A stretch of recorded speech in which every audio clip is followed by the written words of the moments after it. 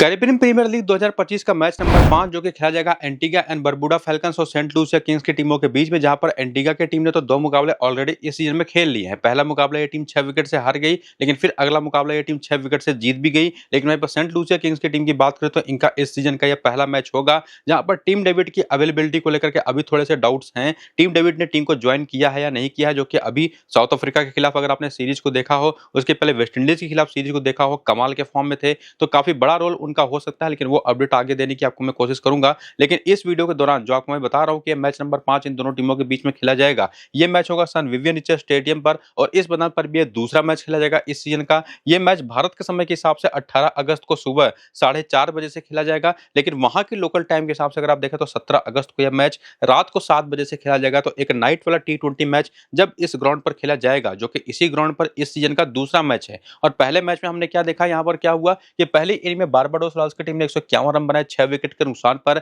4 विकेटें pace को गई, 2 विकेटें spin को गई। पहले पावर प्ले के 6 ओवर में केवल 31 रन बना, और वो भी केवल 1 विकेट के नुकसान पर। और इससे समझ में क्या आता है कि स्कोर तो बहुत बड़ा बना नहीं, जबकि विकेटें भी ऐसा नहीं था कि सारी की सारी गिर गई। इसका रीजन था इस विकेट का नेचर, और वो विकेट का नेचर क्या रहा उसको अगर आप देखने की कोशिश करें तो इस पिच पर अगर आप बात करें ना कि बहुत ही बिट ऑफ टैकी, यानी कि पिच पर बल्ले पर गेंद फंस करके आ रही थी, अनइवन यहाँ पर बाउंस था, और अच्छी खासी स्विंग भी यहाँ पर मिल रही थी शुरू में पावर प्ले के पहली इनिंग के पावर प्ले वाली बॉलिंग के दौरान। और साथ ही साथ यहाँ पर एक और फैक्टर इसी वजह से गेम में आता है कि चेजिंग इसी वजह से शायद यहाँ पर इतनी आसान होना, क्योंकि अगर अनइवन बाउंस हो, पिच में टाइकीनेस हो, तो ये जो पिच होती है सेकंड इनिंग में बैटिंग को और भी ज्यादा मुश्किल बना देती है। लेकिन हमने पिछले मैच में क्या देखा कि जो पिच का नेचर था उसी की वजह से पहली इनिंग की बैटिंग में ज्यादा स्कोर बना भी नहीं, लेकिन सेकंड इनिंग की बैटिंग में एंटीगा एंड बरबुडा फैल्कन्स की टीम ने 152 रन बना करके 4 विकेट पर इस मैच को जीत लिया, जिसमें सबसे बड़ा हाथ था करीमा गोरे का, जिन्होंने बैक टू बैक दूसरी हाफ सेंचुरी लगाई। लेकिन वो हाफ सेंचुरी जो उन्होंने 60 प्लस की इनिंग खेली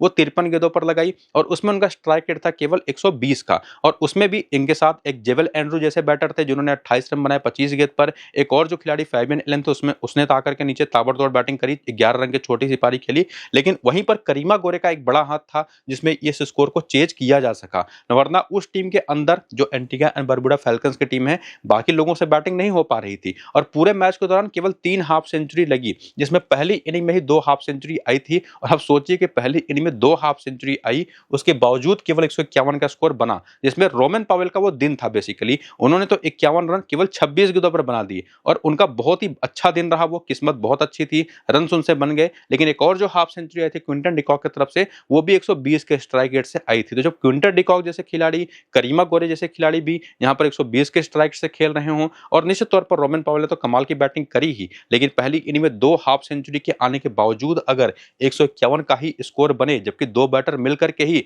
120 के आसपास रन बना दे, तो निश्चित तौर पर समझ जाइए कि ये पिच कितनी मुश्किल है बैटिंग करने के लिए। और सेकंड इनिंग में निश्चित तौर पर स्कोर चेज हो गया, लेकिन उसके लिए करीमा गोरे जैसे ही बैटिंग करनी पड़ेगी किसी भी स्कोर को चेज करने के लिए। बाकी पावर प्ले में जो अर्ली मॉइस्चर होता है, अब देखिए सेकंड इनिंग के पावर प्ले में उसमें हेल्प भी मिली। सेकंड इनिंग के पावर प्ले में नई गेंद से बल्ले पर गेंद फिर भी ठीक ठाक आ रही थी, और इसी वजह से 43 रन बन भी गए शुरू में, और स्कोर को चेज करना थोड़ा आसान हो गया। लेकिन पहली इनिंग में एक और जो डिसएडवांटेज है, जो कि यहाँ की अर्लियर स्विंग है, जो कि मैं नहीं बता रहा बल्कि ये तो मैंने आपको मैच के दौरान देखा ही। साथ ही साथ जेडन सील्स जो पहले मैच में एंटीगा बरबुडा के लिए जब खेले थे तो टोटल फ्लॉप गए, लेकिन सेकंड मैच में आकर के उन्होंने पावर प्ले में भी 1 विकेट लिया, 1 ओवर डेथ में भी लिया। और निश्चित तौर पर उन्होंने खुद कहा था कि ठीक ठाक स्विंग वहां पर मॉइस्चर की वजह से मिल रहा था इस रात वाले मैच में, पहली इनिंग की बॉलिंग में। तो सारा कंक्लूजन तो इसी वीडियो को देख करके, इसी स्कोर कार्ड को देख करके निकल जाता है। हालांकि अगर आप चाहें तो अगर आप यहाँ पर 5 और मैचेस के स्कोर कार्ड देखना चाहें तो उसको भी देख सकते हैं, लेकिन नतीजा वही है कि पिछले 6 में से 5 बार बैटिंग सेकंड करने वाली टीमें मैचेस जीती हैं।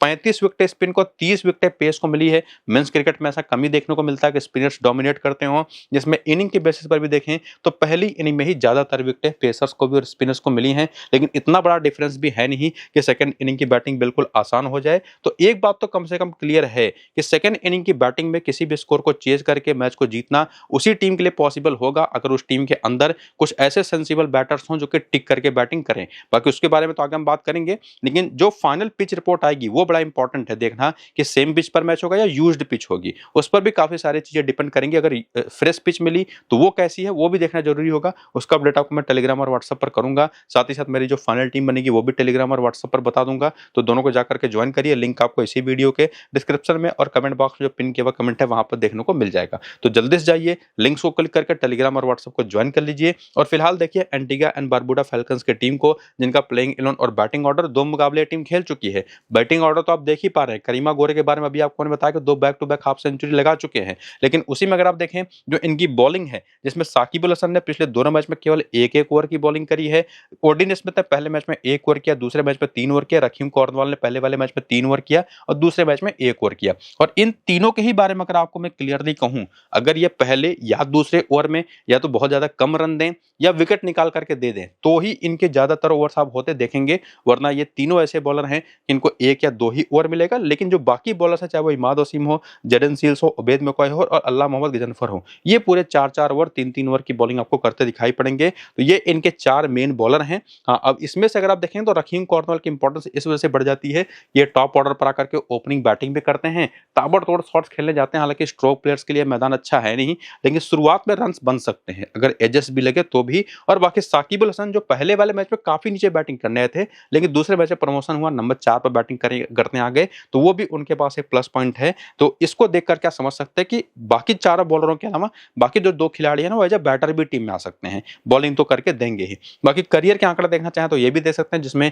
सीपीएल के स्टैट्स हैं लगभग सभी प्लेयर्स के, लेकिन उसमें करीमा गोरे हो गए, बेवन जैकब्स हो गए, अल्लाह मोहम्मद गजनफर हो गए, पहली बार सीपीएल में खेल रहे हैं सीजन में, तो इनका केवल टी20 का पूरा करियर यहाँ पर मैंने दे दिया है। लेकिन इस सीजन में तो 2 मुकाबले हो चुके हैं, तो उन दोनों मुकाबलों में परफॉर्मेंस क्या निकल करके आई प्लेयर्स की, उसको हम रिसेंट फॉर्म में अगर आप देखने के लिए यहाँ पर पहुंचे तो आप क्या देखेंगे, आप ये देखेंगे कि ये टीम एक मैच जीती है, एक मैच हारी है। और उसमें रहीम कॉर्नवाल ने पहले मैच में 2 विकेट लिया, दूसरे मैच में विकेट लेस गया। लेकिन अगर आप बल्ले से देखें तो दोनों मैचेस में मिलाकर के केवल 10 ही रन बना पाए, यानी कि स्कोर बहुत तगड़ा तो इन्होंने किया नहीं है। लेकिन निश्चित तौर पर चूंकि बॉलिंग भी करके देते हैं, तो इस वजह से इनकी यूटिलिटी जो है ना वो काफी अच्छी साबित होती है, तो ये टीम में आते हैं। बाकी जेवेल एंड्रयू पहले मैच में 3 रन बनाए, दूसरे मैच में इसी मैदान पर 28 रन बनाने में भी इनकी हालत खराब हो गई। 25 गेंदों पर इन्होंने 28 रन बनाए। हालांकि उसमें काफी बढ़िया रोल इन्होंने प्ले किया, एक तरह से आप कह सकते हैं करीमा गोरे के साथ, जिन्होंने back to back 2 half century लगाई और काफी अच्छे फॉर्म में दिखाई पड़े। बाकी साकिब अल हसन, हालांकि अगर आप देखें दोनों मैच में केवल 1-1 ओवर मिला है, बैटिंग ऑर्डर में प्रमोशन भी पिछले मैच में मिला, लेकिन वो कॉन्फिडेंस इनके अंदर अब वो दिखाई नहीं पड़ रहा कि ये कुछ खास परफॉर्मेंस कर पाते पहले 2 मैच में। अब इस मैच में क्या करेंगे वो तो बाद में पता चलेगा, लेकिन हमारे पास ज्यादा बेटर कॉन्फिडेंट ऑप्शन यहाँ पर इमाद हसन के तौर पर मौजूद है। परफॉर्मेंस तो इनकी भी नहीं आई है 2 मैचेस में, लेकिन पिछले मैच में फिर भी थोड़ा बेहतर दिखाई पड़े एज ए बॉलर कम से कम। बेवन जैकब्स को अभी पिछले मैच में बैटिंग आई नहीं, पहले मैच में 1 रन बनाए। फैबियन एलन बॉलिंग कर नहीं रहे, तो इस वजह से स्मॉल लीग के पर्सपेक्टिव में हमारे टीम में आते नहीं। ओर्डिन स्मिथ की अगर हम बात करें ना, तो जो 3 इनके पास इर्रेगुलर बॉलर्स हैं जो कि पार्ट टाइम बॉलिंग करते हैं, उसमें सबसे कम यूटिलिटी किसी की है तो इन्हीं की है। हालांकि अगर आप साकिब अल हसन को भी देख लें, ओर्डिन स्मिथ को भी देख लें, दोनों कुछ खास कर भी नहीं पाए, तो दोनों को शायद अपनी टीम में आप लेकर के ना जाएं। बाकी अल्लाह मोहम्मद गजनफर भले ही 2 मैच में 2 ही विकेट हैं, इनको आप मिस नहीं कर सकते। जेडन सील्स को भी आप मिस नहीं कर सकते, खास के इसी मैदान पर जो पिछले मैच में उन्होंने 2 विकेट लिया, कमाल की बॉलिंग करी। और इसी मैदान पर उबैद मकॉय ने भी पिछले वाले मैच में 2 ओवर करे और अपनी स्लोअर वन से खास करके सामने वाली टीम को काफी परेशान किया। तो ये 6 पक्के तौर पर सीधे सीधे आने वाले प्लेयर हमारी टीम में हैं, जिनके नाम आप देख पा रहे होंगे, जिनके सामने मैंने टिक मार्क कर दिया है। लेकिन बाकी प्लेयर्स हैं ना, ऐसा नहीं कि वो गेम से बाहर चले जाते हैं, उनको आप ग्रैंड लीग में रोटेट कर सकते हैं उनके यूटिलिटी बेसिस पर। किसकी क्या यूटिलिटी है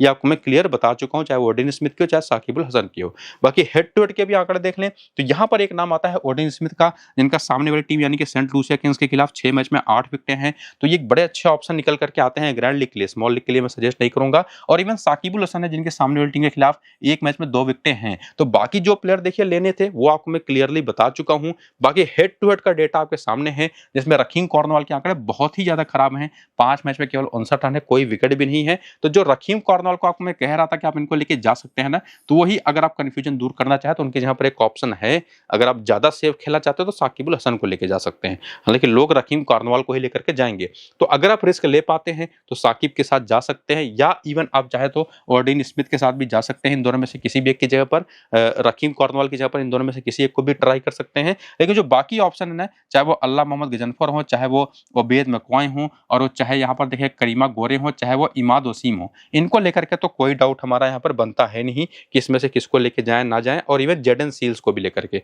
तो उनको तो सीधे हम टीम में रखेंगे। इसके बाद आकर के वेन्यू के आंकड़े अगर आप देखें तो वो भी आपके सामने है। इस पर अगर आप देखें तो उबैद मकॉय के इस मैदान पर भी 3 मैच में 5 विकेट हैं। इसी मैदान पर जेडन सील्स के पिछले मुकाबले में 2 विकेटें आई। अल्लाह मोहम्मद गजनफर ने भी 1 विकेट विकेट लिया पिछले ही मैच में। फैबियन एलन बॉलिंग कर नहीं रहे हैं, ऑडिन स्मिथ यहाँ पर बॉलिंग से चले नहीं पिछले मैच में।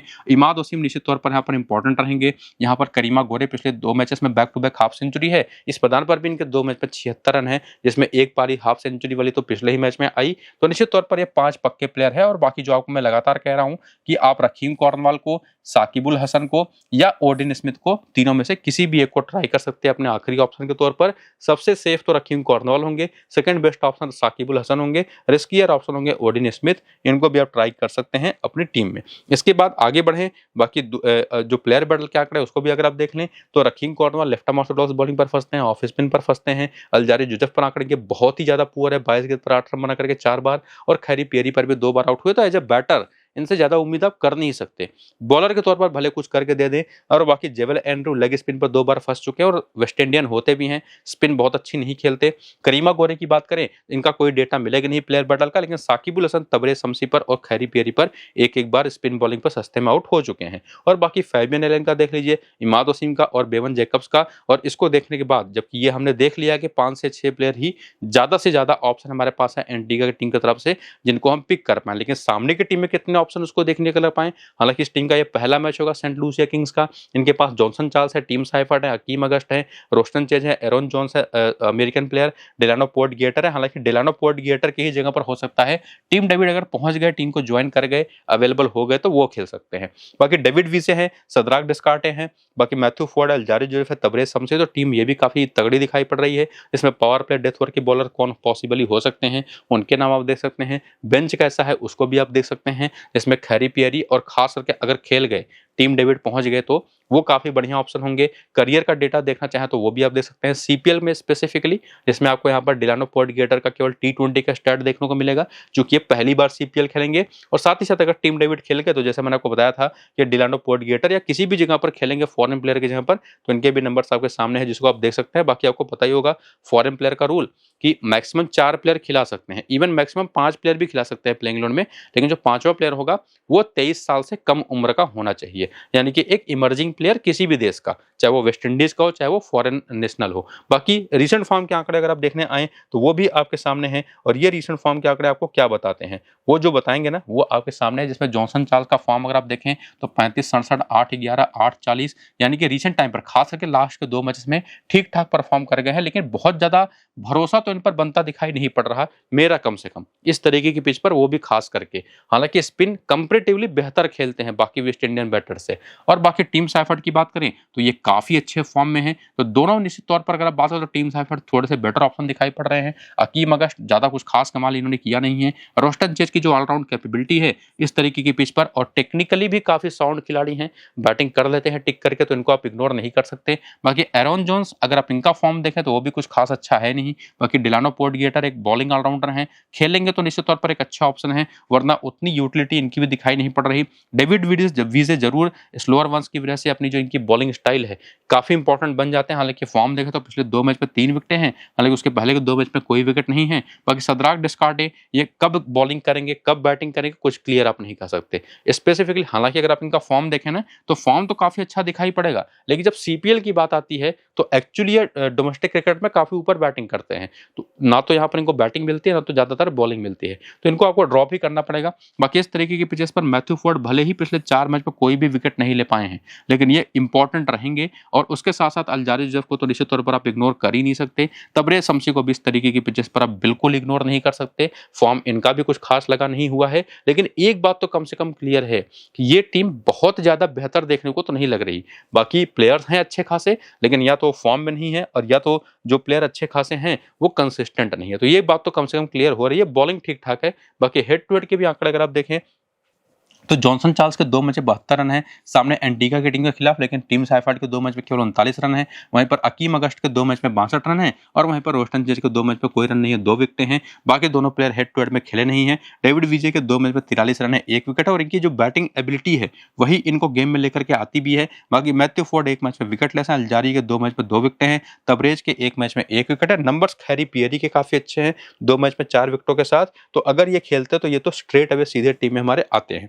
और उसी में वेन्यू का भी आंकड़ा अगर आप एड अप कर दें तो वो देखने को आपको क्या मिलेगा कि जॉनसन चार्ल्स इस मैदान पर 6 मैच 115 रन बना चुके हैं, 23 का बैटिंग एवरेज है। पहली इनिंग में तो सुपर फ्लॉप साबित हुए, जो थोड़ा बहुत चले हैं वो सेकेंड इनिंग की बैटिंग में। बाकी इसी मैदान पर टीम सैफर्ड के भी एक मैच पर 26 रन है, 27 रन है अकीम अगस्त के, 2 मैच में 52 रन है, 4 विकेट यहाँ पर रोस्टन चेज के, तो इनको तो हम वैसे भी इग्नोर नहीं करेंगे। यहाँ पर एरोन जोन्स ठीक ठाक खेल गए हैं लेकिन बाकी प्लेयर खेले नहीं है। मैथ्यू फोर्ड के एक मैच में विकेट नहीं है लेकिन इनको मैं नहीं छोड़ूंगा। फिलहाल अलजारी और साथ ही साथ यहाँ पर तबरेज शमसी भी टीम में होंगे, और बाई चांस अगर खैरी पियरी भी टीम के अंदर होंगे तो निश्चित तौर पर इनको मैं मैथ्यू फोर्ड की यहाँ पर टीम में लेकर के जाना पसंद करूंगा। तो दोनों में से जो भी खेलेगा, अगर इवन दोनों खेल गए तो भी खैरी पियरी को ही मैं टीम में ट्राई करूंगा, ये मेरे लिए ज्यादा बेहतर ऑप्शन साबित होते दिखाई पड़ सकते हैं। बाकी 3 बॉलर तो पक्के हैं, रोस्टन चेज एक और नाम पक्के हैं, और ओवरऑल टीम सैफर्ड अभी भी मुझे ज्यादा सेफ ऑप्शन दिखाई पड़ने इस पिच पर। बाकी आप चाहें तो जॉनसन चार्ल्स को लेकर जा सकते हैं, डिपेंड आप पर करेगा कि आप किसके ऊपर ज्यादा भरोसा कर पा रहे हैं। बाकी प्लेयर बैटल के आंकड़े में भी कुछ चीजें क्लियर हो जाएंगी, जिसमें जॉनसन चार्ल्स के अगर आप आंकड़े देखें तो ओवरऑल लेग स्पिन पर नंबर इनके काफी खराब है। हालांकि 27 बार आउट हुए, 526 रन बना करके 377 गेंदों पर केवल, तो स्ट्राइक रेट तो बहुत ही जबरदस्त है, लेकिन एवरेज जो बैटिंग का वो 20 के नीचे का है। इसके बाद बात करें जेडन सील्स पर भी 4 बार आउट हो चुके, 36 गेंद पर 64 रन बना करके, फैबियन एलन पर 3 बार, हालांकि फैबियन बॉलिंग कर नहीं रहे, इमाद को अच्छा खेल गए हैं, ओबेद मैकॉय को बढ़िया खेल गए हैं, साकिब पर आउट हो चुके हैं, लेकिन इनके सामने ना जेडन सील्स का एक रिस्क रहेगा। अगर वो शुरू में इनको आउट कर गए तो निश्चित तौर पर एक फैक्टर बनेंगे। बाकी टीम सैफर्ड की बात करें तो ओडिन स्मिथ के खिलाफ इनके नंबर्स खराब हैं, फैबियन एलन पर नंबर्स ठीक ठाक है, हालांकि वो बॉलिंग कर नहीं रहे, इमाद वसीम पर भी नंबर्स खराब हैं, साकिबुल हसन पर नंबर खराब है, जेडन सील्स को उन्होंने भी फेस नहीं किया T20 फॉर्मेट में, तो वही इनके खिलाफ एक थ्रेट होंगे। और प्लेयर बैटल से भी काफी हद तक मुझे अभी भी टीम सैफर्ड ही बेहतर ऑप्शन दिखाई पड़ रहा है, लेकिन ये कंफर्म आप नहीं कर सकते, दोनों को भी लेके जा सकते हैं, किसी एक को लेकर के जा सकते हैं, आपके ऊपर है। बाकी रोस्टन चेज अकीम अगस्त के भी नंबर्स देखेंगे तो वो भी आपके सामने, वही स्पिन वो डोमिनेट करती है वेस्ट इंडियन बैटर्स को, और बाकी के आंकड़े भी बाकी प्लेयर बैटल के वो आप देख सकते हैं। बाकी ओवरऑल जो एक्सपीरियंस लेकर के एंटीगा की टीम आ रही है इस मैच में, उसकी बेसिस पर भी, और दोनों टीमों को अगर कंपेयर करेंगे उसके बेसिस पर भी एंटीगा की ही टीम ज्यादा बेहतर मुझे दिखाई पड़ रही है। बाकी कॉमन कप्तान है, उस कप्तान के ऑप्शन अगर आप देखें तो वो हैं, और बाकी 3 डिफरेंशियल ऑप्शन। बाकी अभी के लिए जो स्मॉल लीग की टीम बनाना चाहते हैं उसके ऑप्शन तो आपको मैंने बता दिया, दोनों टीमों की तरफ से, एक की तरफ से 6, एक की तरफ से 5, उनको पिक करके टीम बना लीजिए। लेकिन जो फाइनल टीम बनेगी उस पर अभी क्वेश्चन मार्क रहेगा, वो फाइनल टीम आपको मैं टेलीग्राम और व्हाट्सएप चैनल पर पिच रिपोर्ट के साथ दूंगा, तो लिंक जो है वो डिस्क्रिप्शन और पिन कमेंट में है टेलीग्राम और व्हाट्सएप का, उसको जाकर के क्लिक करके ज्वाइन हो जाइए। वीडियो शुरू से अंत तक पूरा देख करके अपनी शानदार ग्रैंड लीग की टीम बनाइए। स्मॉल लीग की टीम तो आपको मैं दूंगा ही टेलीग्राम व्हाट्सएप चैनल पर। फिलहाल इस वीडियो को यहीं पर करेंगे खत्म, चलते हैं, नमस्कार।